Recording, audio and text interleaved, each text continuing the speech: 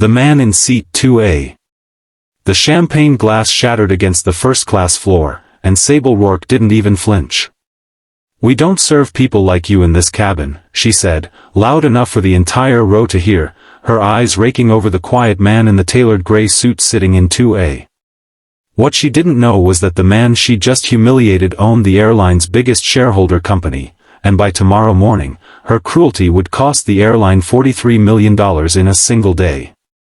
If you believe people deserve second chances, and that kindness should always win in the end, smash that like button, drop a comment below, share this story with someone who needs it, and subscribe to Wisdom Story House before we continue, because this story is about to remind you why character matters more than status.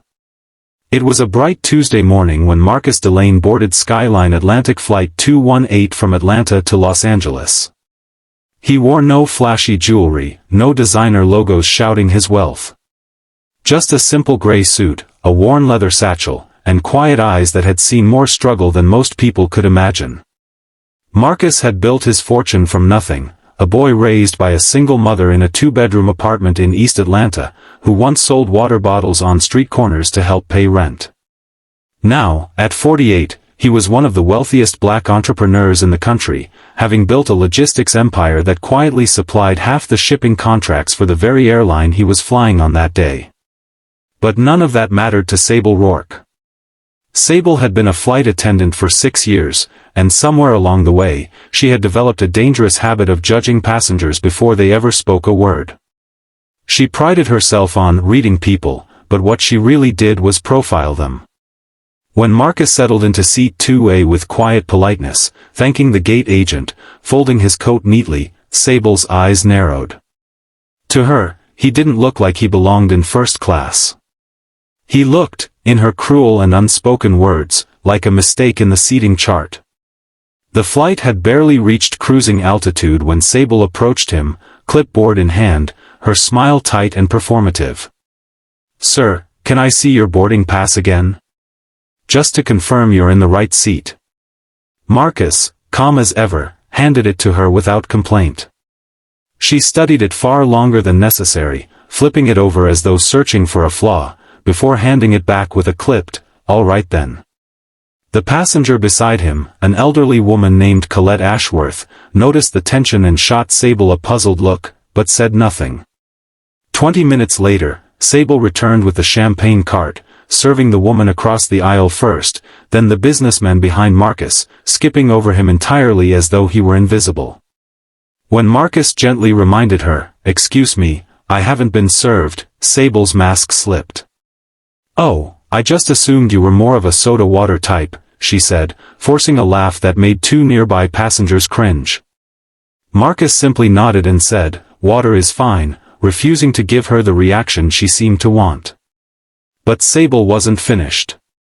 Later in the flight, when Marcus asked for a blanket, she sighed loudly and muttered just under her breath, but not quietly enough, "I swear, some people buy first-class tickets just to feel important."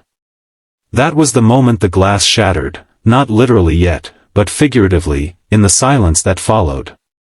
Colette, the elderly woman beside him, turned sharply. "Excuse me, young lady, that is uncalled for," she said firmly. Sable, flustered and embarrassed at being called out, snapped back defensively, and in that moment of wounded pride, she reached for the champagne glass on her cart, gesturing dismissively, and it slipped, shattering against the cabin floor right beside Marcus's feet. "We don't serve people like you in this cabin," she blurted, the words escaping before she could stop them, loud enough that the entire first-class section fell into stunned silence. Marcus didn't raise his voice. He didn't demand a manager. He simply looked at her, his expression unreadable, and said quietly, "Thank you for showing me exactly who you are." Then he turned to look out the window, his jaw tight, his hands folded in his lap, saying nothing more for the rest of the flight. What Sable didn't know, what none of the crew knew, was that Marcus Delane's company, Delane Freight Solutions, held a controlling logistics contract worth hundreds of millions of dollars with Skyline Atlantic's parent corporation. He also sat on the advisory board of a private equity firm that had just finished negotiating a potential buyout of 40% of Skyline's regional routes. Marcus wasn't just a passenger.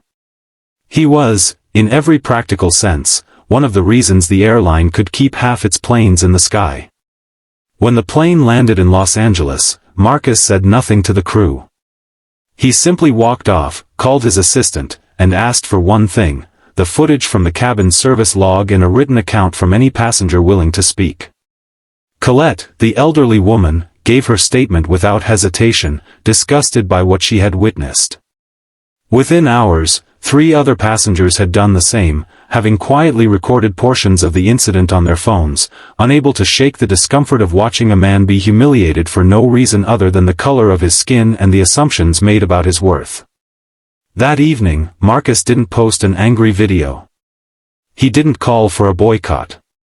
He simply forwarded the footage, the witness statements, and a short, measured email to the CEO of Skyline Atlantic, a man named Grant Wexley, whom Marcus had met twice before at industry dinners.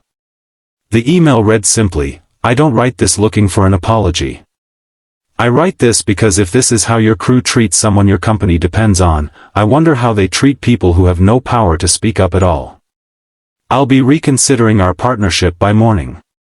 Grant Wexley didn't sleep that night. By the time he reached his office at 6 a.m., the video, leaked not by Marcus, but by one of the passengers who had grown tired of watching wealthy people be humiliated while airlines stayed silent, had already gone viral, racking up 11 million views before breakfast. News outlets picked up the story by 8 a.m. Social media exploded with the hashtag Justice for Marcus. But the real damage came at 9:15, when the private equity firm Marcus advised for issued a public statement pausing all negotiations with Skyline Atlantic, pending a review of internal culture and passenger treatment standards. Skyline's stock, which had opened steady, began sliding within the hour. By the time trading closed that day, the airline had lost $43 million in market value, and 3 corporate partners had quietly withdrawn pending contracts. Sable Rourke was suspended by 10 a.m., informed by a terse phone call from Human Resources that her conduct was under formal investigation. She sat alone in her apartment that afternoon, staring at her phone as strangers online tore apart every detail of her life, her past posts resurfacing, old complaints from other passengers suddenly gaining traction. She cried, not just from fear of losing her job, but from the slow, sinking realization of what she had actually done, not to a stranger's ego, but to another human being's dignity, in front of a plane full of people who now saw exactly who she was. 3 days later, Grant Wexley personally flew to Atlanta to meet Marcus face to face, not with lawyers, but with an offer, a seat on the airline's newly formed Diversity and Passenger Equity Board, tasked with overhauling training procedures company-wide. Marcus considered it carefully before responding, "I don't want revenge. I want change that outlasts this headline." He accepted the position on one condition, that Skyline Atlantic implement mandatory bias training for every flight crew member, and that Sable Rourke, rather than being permanently terminated, be given the chance to attend it herself, understand the weight of what she had done, and decide whether she still wanted to be the kind of person who served others with grace. Sable did attend.